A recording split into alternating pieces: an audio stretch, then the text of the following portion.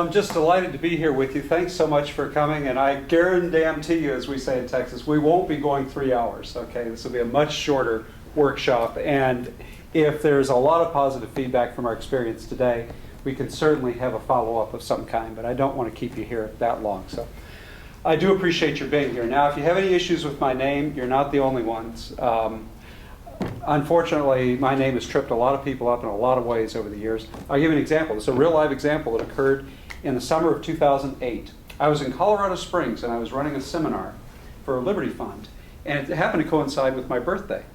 So my colleagues wanted to throw me a surprise birthday party, and they were all excited about this. So they go to a cake decorator, and they they tell this woman that just put congratulations Gleaves on the cake.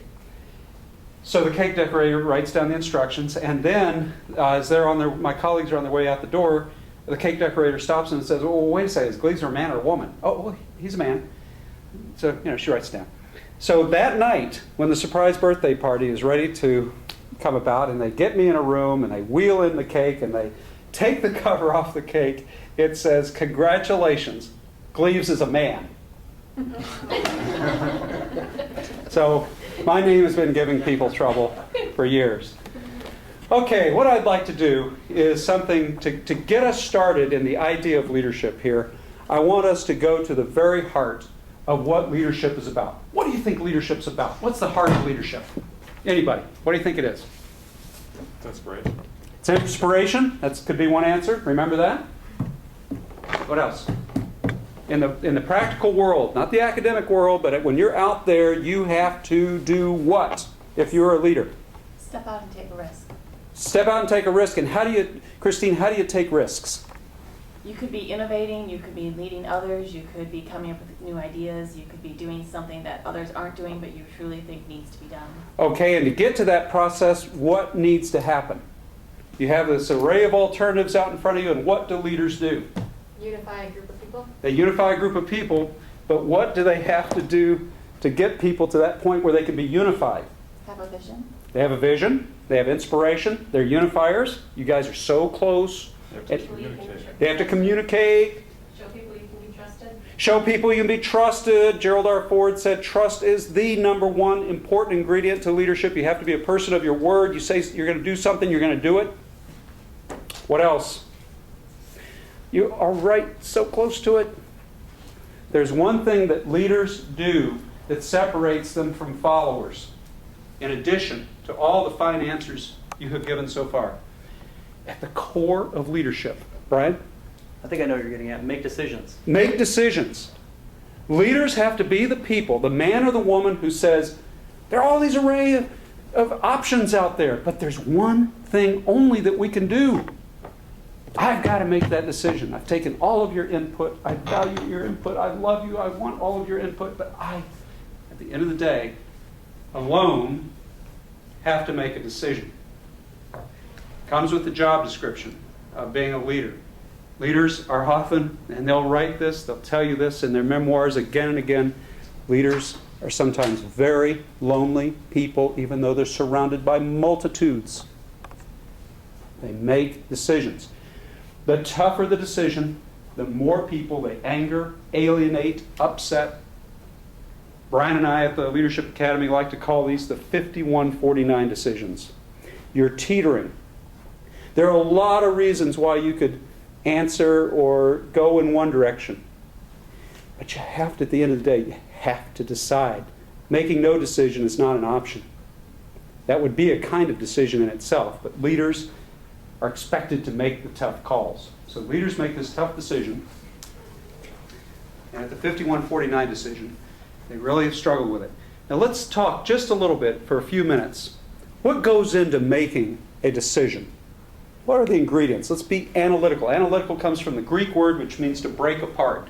Let's analyze this a little bit. Leaders make tough decisions. What are the parts of decision making? Information.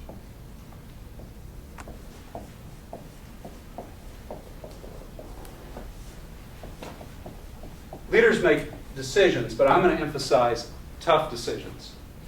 Okay. The first stage, there's information gathering. What else happens in that first phase? Listening to both sides of an argument. Listening to both sides. Could there be 3 sides, 4, 5? No.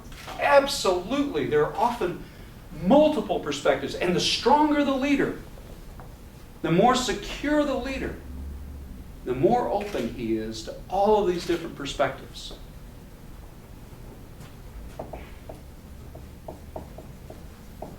Multiple. Let's emphasize that word. Multiple perspectives. It's because we humans have our own experiences that we bring to any decision we have to make. And we're going to get to that in more detail in just a moment. But we're gathering. And what are we doing with this information? What are the ways, say, or the methods that we treat this welter, this raft of different information that we get? We don't just sort of write it down on index cards and just let it sit there. What are we doing with it? Analyzing it. Analyzing it. Okay, so there's analysis. What else? This pen and I are not going to get along for very long. What else?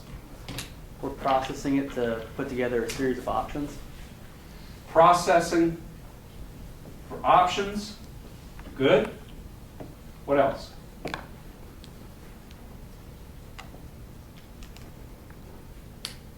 We're weighing pros and cons, Weighing pros and cons. costs and benefits. Outcomes of each decision.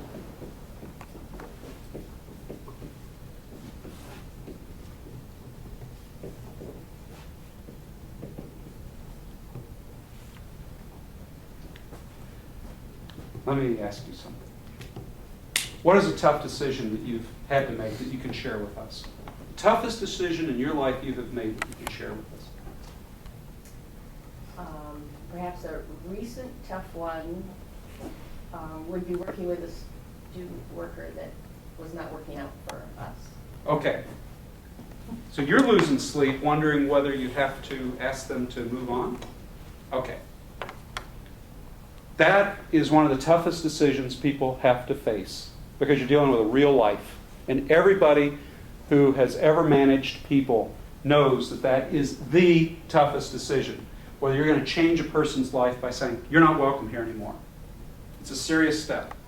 I don't know about you, I lose sleep over that question. Okay, you wrestle with it too. This is that's a big one. Would you say it was a 51-49? You sort of, or was the evidence so abundantly clear? It's just how do you usher them out the door? No, maybe 51-49. Okay, Yeah. good. So tell us your name. Sharon. Sharon. Sharon, what did you do to process that decision? Was the decision going to be yours to make? I included others in on the decision. Yes. Okay, it's yours to make, though, at the end of the day. What did you do? Let's talk about this first phase. How did it actually unfold in your heart and in your mind? Well, I guess the steps, I did do some things. I went back and I thought about some of the things that had happened, and I gathered that information as you have it up on the board. Okay, information gathering. Then I think I did a lot of weighing, trying to, Okay, it's kind of like scales. Is it a sort of a balance? yeah. Mm-hmm. That's what a lot of people say. It's why the judicial process is called weighing. The judge is making a decision. A jury is making the awesome decision whether to put somebody to death or not. One of the burdens of citizenship. See, all of us are called to be leaders, even with such a decision as that. Okay? What else? Well, I brought in some other people who were involved in at least parts of it as well. Okay. Multiple perspectives. You're analyzing it. You're weighing the pros and the cons, the outcomes, the costs and benefits. The cost is that you lose a colleague, you hurt feelings, you might wreck a life. The benefits to you, though, to your office, maybe there's more peace and harmony. Maybe there's a better work product. There are all kinds of, okay, so you're And I weighing. think benefits to the person as well, because I think perhaps it wasn't a good fit. So. Good point.